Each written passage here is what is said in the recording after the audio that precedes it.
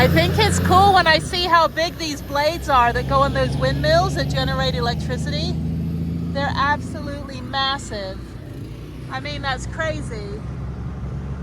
It's super cool. Like that and giant concrete like slabs.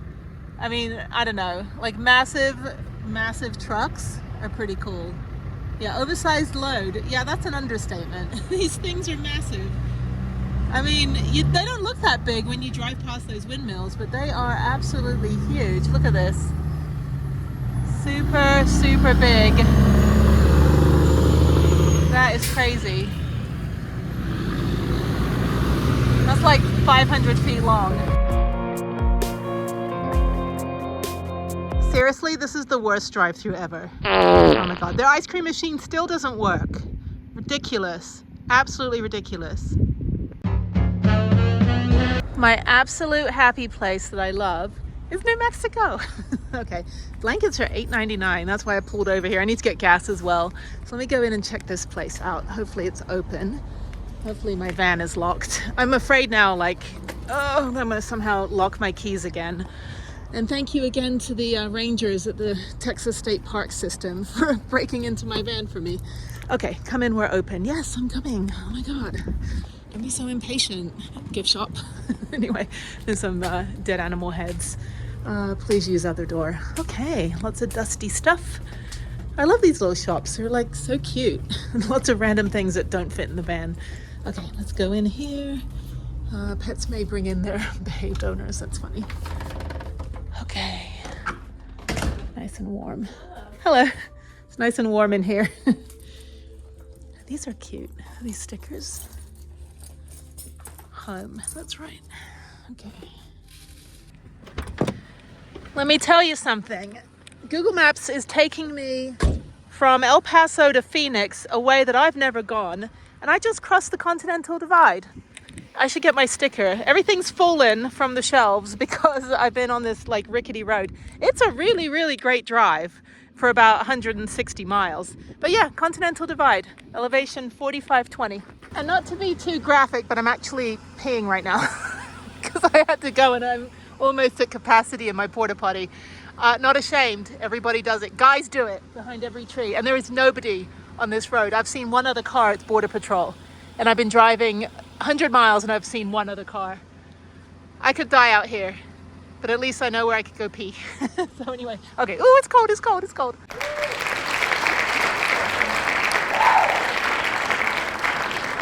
You know what though, is I'm in the middle of freaking nowhere.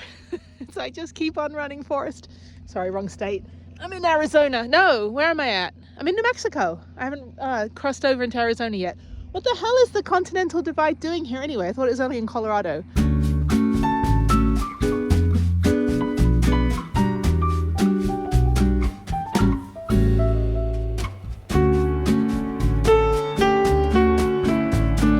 But then I realized actually it divides the whole country.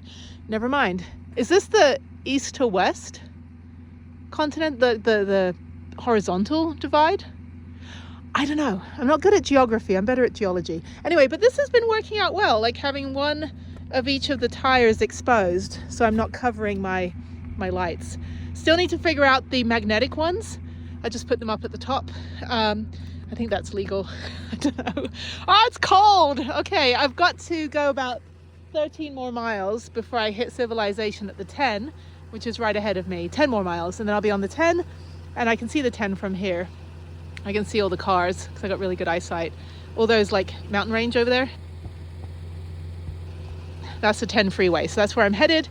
And then I take a left and I head to Phoenix. And that's about 4 hours from here. Well, I went the wrong way, stupidly, but I need to dump out my toilet. So I'm gonna do that anyway right now.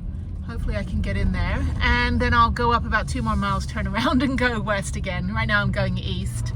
Wrong way, don't wanna go back to Texas.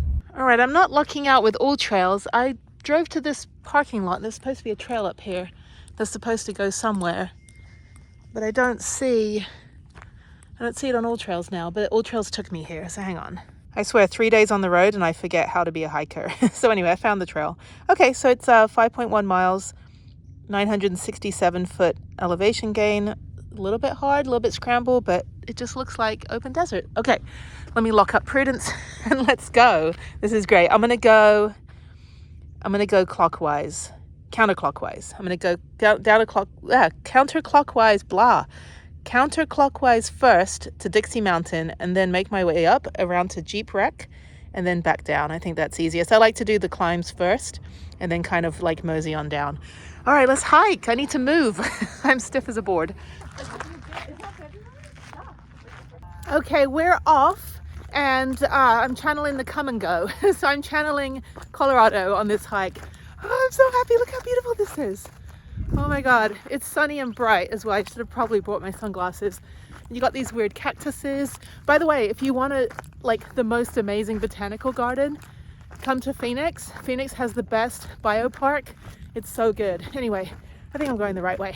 So I don't know if there's any snakes out here. It's winter, so there might be. But yay, there's my thumbnail, the parking lot. So anyway, you know, this might actually be my first hike of the year. I'm just a shadow of my former self. Yeah. This is great. Oh, I love being outdoors. I have been stuck in Houston for over a month, dealing with logistics, dealing with the holidays, and working on the nonprofit. And it is so good to be back out here hiking and having people text me while I'm hiking. I'm like, guys, girls, I'm playing, having fun. Leave me alone. I love it. Oh, this is perfect weather. It's about 36 degrees right now. I got my grippy shoes and I'm ready to get dirty. Yeah, not like dirty, just muddy dirty.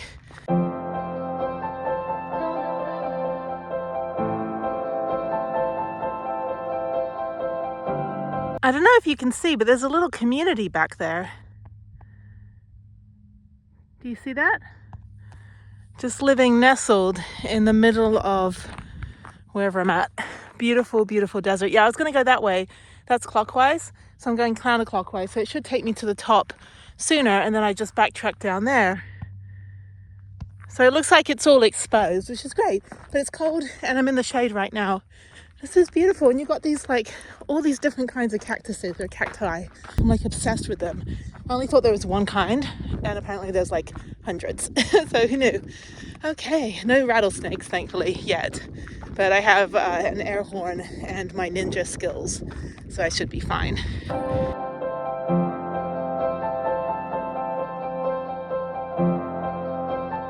All right, that was pretty easy. Now I'm going to go up to the top of Dixie Mountain. It's only 2,200 feet. Oh, there's Phoenix, or Scottsdale, or Glendale, or Mesa. I don't know. They're all one big city. Okay, so all the way to the top there. This is great. I can feel my hiatal hernia. More on that later, but I have a hiatal hernia and a ventral hernia. Ventral hernia is from having a baby, but my abs didn't close. And the hiatal, I don't know how that happened, but it's pushing on my diaphragm. So it makes it hard to breathe. And having stomach flu back in December kind of aggravated it. So this being my first hike of the year, not really high elevation. Yeah. Oh my God, that might be my friend. Oh no, he's not here. This is Rainbow Riders. That was super cool when I was here in October and November. And November, the weekend of my birthday. And I got a hot air balloon ride. There's a video on it too. That's super cool. Yeah, they're quite far. They're like way north here. But yeah, what I was saying is that it presses on my diaphragm and it's been aggravated after coughing so much with the flu and laryngitis. So I don't know, I need to get the surgery. I've got a consult, was supposed to be yesterday. It got cancelled because of the snow and because I was evacuating on the 22nd of January. So I have another one scheduled for the end of February, and hopefully they will approve me again for surgery. It's pretty easy, it's laparoscopic, but man, I can't breathe. It's so annoying. Once I get my stride, I'm fine. But it's just that initial, like, oh my God, it's like pushing right on. I can feel it worse. And like I said, this is the first hike I've done since late last year. Oh, I feel like I'm dragging like 1,000 pounds of tires or anvils or something.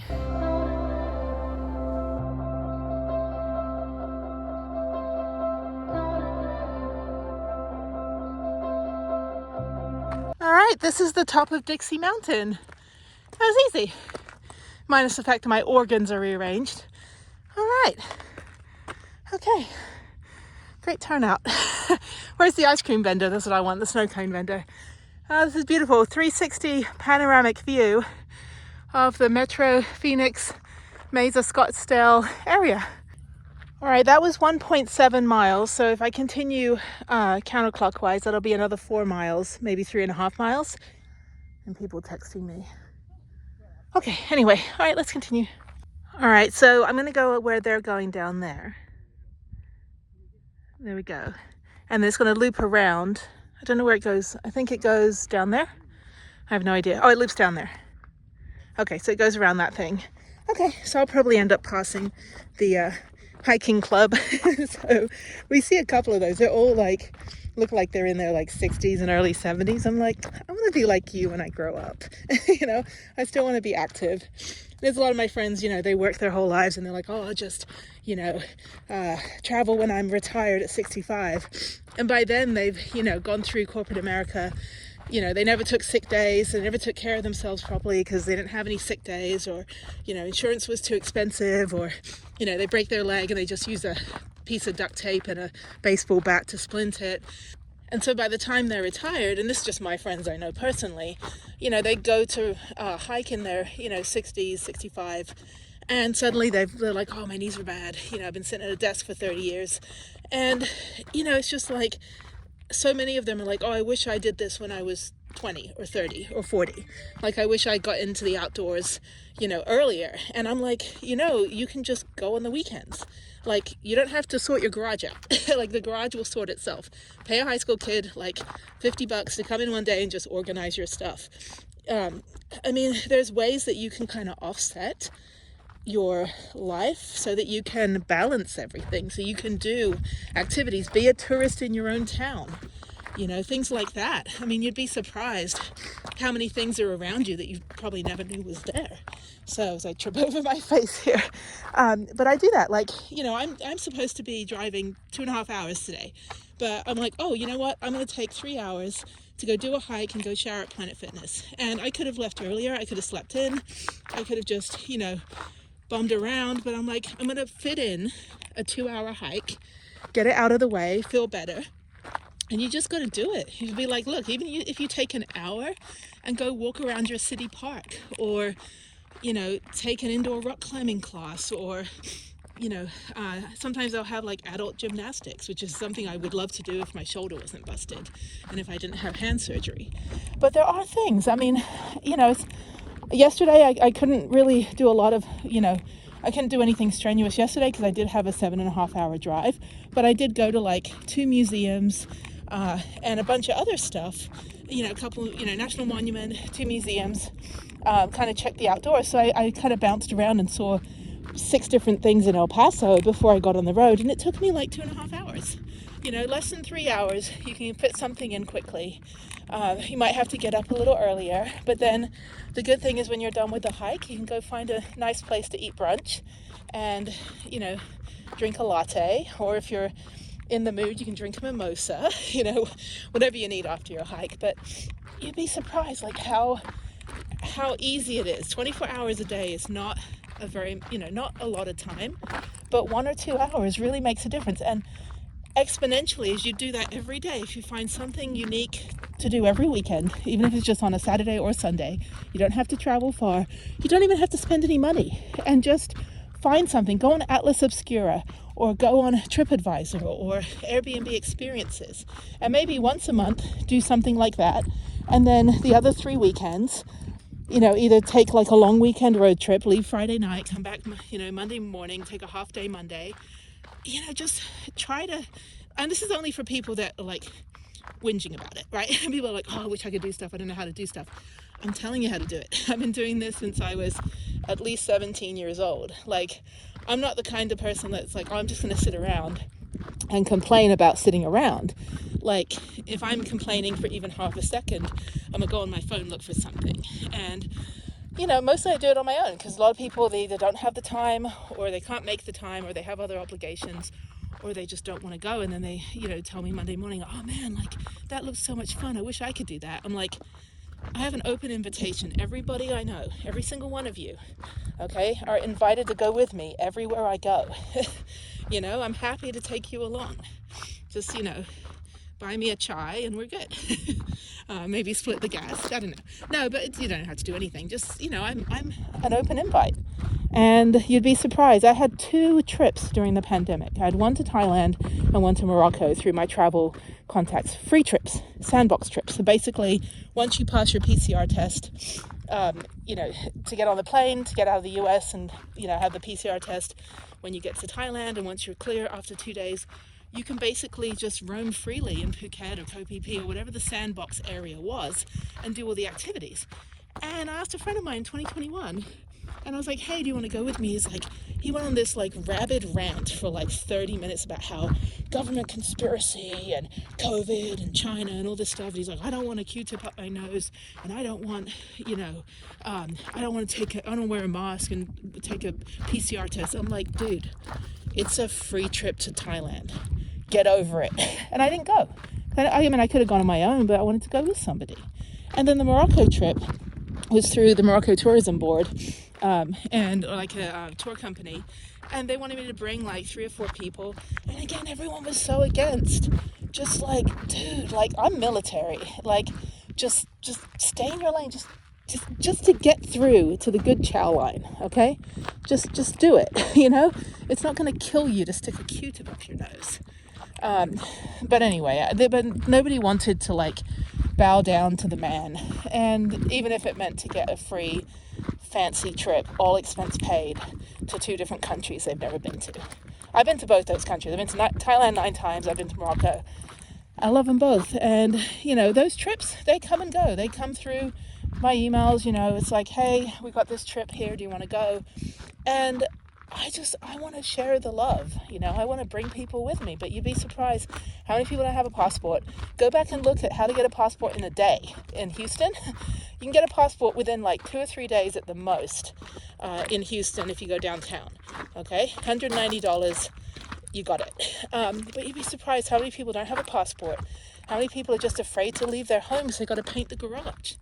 And I'm like, come on, it's 8 days of your time for a memory that you're going to talk about in your lifetime. And, you know, there's this phrase, I'll talk about it in a second. I'm going to let these people pass. Hang on.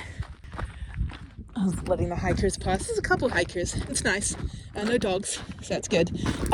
So there's this thing. I think Steve Harvey, I can't post it because it's copyrighted, but Steve Harvey, the talk show host, game show host, he does this monologue for about a minute or so, and he says, look, and it's a like hypothetical, and it says, you know, and he kind of uses like the first class on an airplane. He goes, one time in your life, have you ever been on an airplane and you walk to economy and you walk through first class and you see how nice it is? They've got the nice seats, they've got, you know, the warm towels to wash your face, they've got the good food, they've got the real cutlery.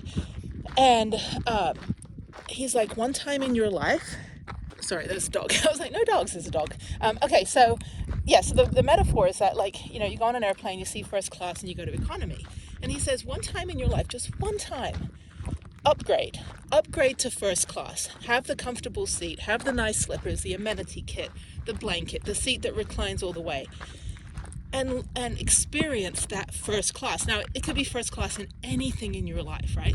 And then he says, you know, just one time in your life, buy that expensive handbag, you know, buy that nice pair of shoes, not for the material aspect, but for the, how can I say, like when you get the travel bug, like for the adrenaline rush, for the experience. And then what you do is, once you upgrade to first class one time in your life, your mindset will change. You will work in every aspect of your life to try to get back to your first class.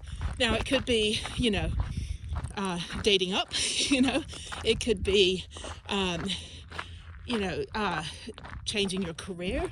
It could be anything, even if you're stuck in economy, which isn't really that bad. I fly economy all the time. But even if you're stuck in economy, but your mindset is like, I'm going to surround myself with first class people because it's motivating. I'm going to surround myself with people that are on the same weight loss journey or the same career journey or the same hobby. I'm going to find the videos that I could watch that motivate me to, you know, to get to first class. And then I'm going to motivate other people to get to first class. And it changes your entire mindset. And I did that when I was 21 years old. I flew to Japan when I was 21, and the Japanese government paid for my ticket. So I got premium business class on Thai Airlines. Never flown that fancy class before, never flown it since. Oh, there's an airplane up there. That's a little bomber. Anyway, there's the air museums around here. Anyway, hang on. Oh, sorry, there's hikers down there. Really interrupted. But yeah, so I was like, yeah, it was the first time I ever flew, and the only time I've ever flown fancy class. And I sat next to this guy. He was actually in the wrong seat, but we ended up sitting next to each other for 10 hours from LA to Japan. And he was just telling me about how he started his business and how he had all these like mentors and people that believed in him. And he didn't have any money. He didn't have any like material stuff or collateral or capital or anything. But he surrounded himself with people that changed his mindset. And he said, you know, it's very virtue signaling and trivial to say, but if you put your mind to it, if you know, a smile is much more welcoming than a frown. And, you know, first impressions, all this, you know, cliche stuff, but it really is true. And I really don't believe like most of the drivel that I see on the YouTube about like, you know, like if you put your mind to it, you can have it. No, you got to really work your ass off. You got to work hard. You got to save your money. You got to not overextend yourself. You got to keep yourself healthy. You got to work like crazy, but you've got to have the right mind. You can't just like work a 6-figure job and just be miserable every day like friends of mine. That's not how you get to first class, because then you just have a life of regrets and remorse and you're miserable, and then nobody wants to hang out with you. I don't want to hang out with you. you know my friends that make 6 figures, it's like, yeah, you got all this money in the world, but you're boring and you're miserable. I don't want to hear you complain. So but that's getting to first class. Again, finding some place that you've never been before, like a place around your home, or changing the decorations in your bedroom, redoing your kitchen, like upgrading. I guess the key word is upgrading. Finding a way to upgrade, asking for that promotion. And then if you don't get the promotion, then you figure out who in the company you need to surround yourself with. Maybe you have to change a department, or maybe you have to, take on a different role. But how do you upgrade your internal work situation so you can get to first class? Maybe you want to get to first class so you can leave that company and end up going to a better company, but you need to get a few more skills and a few more things on your resume. But sitting around in your cubicle sulking, like another friend of mine did because he didn't get a promotion, I was like, okay, then who do you need to gravitate toward in order to upgrade your situation at your current job so you can get the hell out of there? And I told him, I said, find the people that have the job you want in the company and have them be your mentors. Start asking if you can help out on their projects. Start sitting in on their meetings if you can. I did that for years. That's how I got all of my digital experience. And then I quit that job, went somewhere else. And I was able to command a higher salary at every single next job that I ever had. And I jumped around a lot because I was intent on getting to my first class. And, when I interview for jobs and they're like, well, you've moved around a lot. I said, yeah, but I have so much more experience than somebody that just comes right out of college with an MBA in marketing. I've got 25 years of hands-on first class experience, and you have to bust your ass with that. I get passed over a lot for promotions, but then, like I said, I find the departments. I start doing projects for the CEO, or I try to find other departments where I can help them out with my skill set. I can wear many hats, and in my career get to first class. And then I decided to leave digital media full time and do my nonprofit. And now my nonprofit is getting to my first class. And that's to get people that have trauma or combat veterans, those with PTSD, to be able to do what I'm doing. And that's hike and mountain bike, rock climb, whitewater rafting, via ferrata, trail running, scuba diving, all of that stuff. I want to get people to my first class. They'll still sit in economy, but they can be jealous of me. No, just kidding. No, you'd be surprised. Anyway, this is beautiful. What an inspiring, I love the desert. I feel like I can breathe, even though my hernia is pressing on my diaphragm. I feel like I can breathe. like mentally when I'm in the desert. I lived in Palm Springs when I was 25, right before I went to the Army. And every time I come through the western part of the US, it's just spectacular. You got a little B-2 bomber flying around, you got a hot air balloon over there, you got people living there, you got the weird looking phallic cactuses. It's a lot. But yeah, so anyway, that's my PSA for today, is that, you know, today your 2 jobs for today. 1, make your go bag, right? So after the LA fires and everything, people didn't have their passports and their birth certificates and stuff. Get your go bag. Go make your go bag that contains all your documents. Get a fireproof little case, or make digital copies of everything. Email it to 3 different email addresses, 3 of your friends. Put it on a thumb drive. Put it in 3 thumb drives. Stick it somewhere safe. Have copies of everything. And yeah, just that, do your go bag. And the second thing is, for this upcoming weekend, find something you haven't done in your town, or something within like a reasonable driving distance, or a new restaurant you want to try, and upgrade to first class for this weekend, and get in that mindset. Monday morning we'll be like, hey, I gotta go back to my shit job, but I had a good weekend and I want to talk about my weekend. You know, it's a good feeling. But yeah, you still have to work really hard. You can't just rely on the universe and karma just kind of dropping in your lap. The world doesn't work that way. I'm not religious. I don't think God just gives you stuff. It's like the Simpsons, when they're eating Blinky the fish, and they're like, hey Bart, why don't you say grace? He goes, dear God, we paid for all this crap, so thanks for nothing. But anyway, but if you are religious and you do think that there's a higher being that gives you good luck, that's great. But you still got to work towards your first class. And like I said, it's not first class on an airplane. It's upgrading aspects of your life, okay? Like maybe get a new haircut, or maybe you want to try a different nail polish color, or you've been eyeing that, you know, that dress that you have nowhere to wear it, but you really want it. Once you buy it, you will find somewhere to wear it. And that's the upgrade. You will put yourself in a place where you will want to wear that dress, because that's the dress that you have wanted to have, right? And it's not about the physical dress, it's about the feeling that you get from upgrading. Anyway, okay, there's a hot air balloon over there.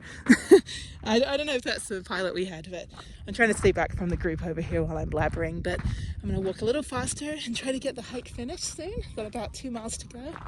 This is beautiful. Ah, what a hidden gem. The Dixie Mountain Loop in North Phoenix. Plenty of parking, there are bathrooms, and the winter is the perfect time right now. It is no wind, it is about 38 degrees, and the sun feels really, really good. So, okay, that's it. Well, I will chat with you on the next one on the way to Ehrenberg, to the shit show that is Schoolypalooza. And then I'm gonna, like I said, gonna hang out there until I get word on Jeff, and then hightail it into LA and help him get back to his first class. Come on, Jeff, we need to get you back. I told him when we were all saying goodbye on the phone on Sunday, I was like, I can't do this. I'm like, Jeff, no, you're not leaving me. We promised. At least until we're 97. All right, here's the Jeep wreck. So I'm almost at the trailhead. Yep. It's like, yeah, don't go left. It's like, I guess they came off the road here. Oh well, just a flesh wound. I'm just kidding. They're all mountain biking that way. I was like, don't go the way I went. It's too steep. That's pretty cool. It's another one. I don't go uphill though. I go downhill, down ski slopes. Yeah, I think this might be above my pay grade to go uphill on this stuff. He's on like the lowest gear. Is he gonna make it? Yeah. I can't do that, not with the hernias. It like rips my stomach through. Yeah, no, the downhill's better. I will get the surgery. Don't worry. So.